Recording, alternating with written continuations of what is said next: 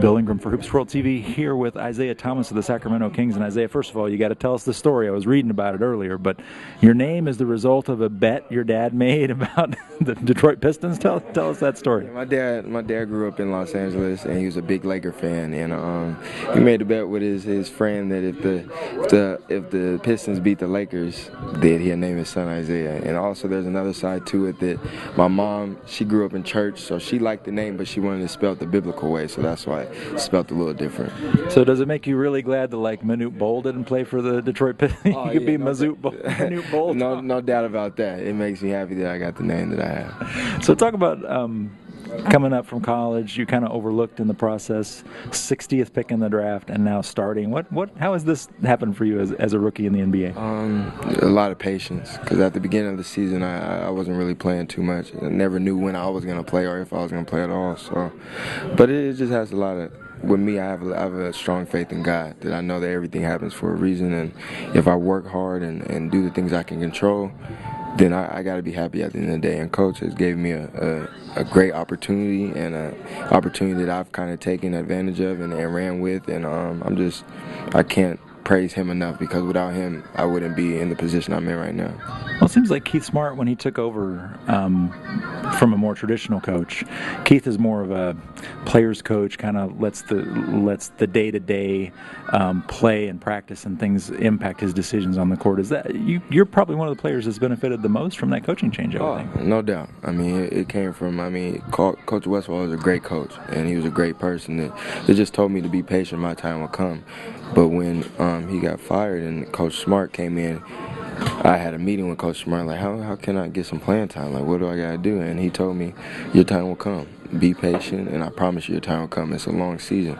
And one day he came up to me and told me that he'd be starting me, and from then I kind of took advantage of it and took it as an opportunity to get better and show that I can compete at this level.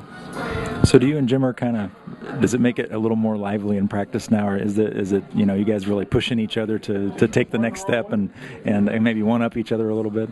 We've always been competitive in practice since day one. I mean, he's been the hot name, so I had to try to outplay him, even though we're on the same team. But we're always competitive. We always try to get each other better. We shoot before games together, shoot before practice, after practice, and he's a great talent that's going to be a great player in this league for years to come. And we're getting each other better in a lot of different ways. Is this team, it seems like a theme here could be like your story, like you're maybe one developmental step away. You personally, you took a developmental step and became a starter. Now, if this team could take a developmental step, it seems like you guys are, especially lately, knocking on the door of being maybe a playoff team next year. Yeah, that's the plan. Next year to be knocking on the door to be a playoff team, and we know we got talent. We know we can compete with any team in this league.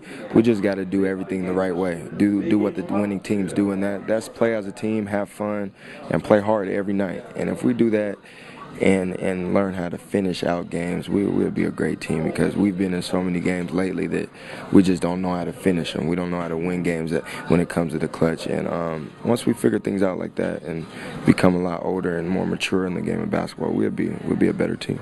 Finally, I don't know if you have an opportunity to talk to kids very much, but your story, being the 60th pick, now you're starting as in your rookie season. That's a message that you could really resonate talking to kids about being successful. Oh yes, that's my main thing. I mean, with the 60th pick, I told myself it makes the story that much better. I mean, it makes me work that much harder to show guys that I can compete and play at this level. And I just want to tell kids that don't ever let anybody ever tell you can't do anything, because right now I'm living a dream that I had since I was a little boy.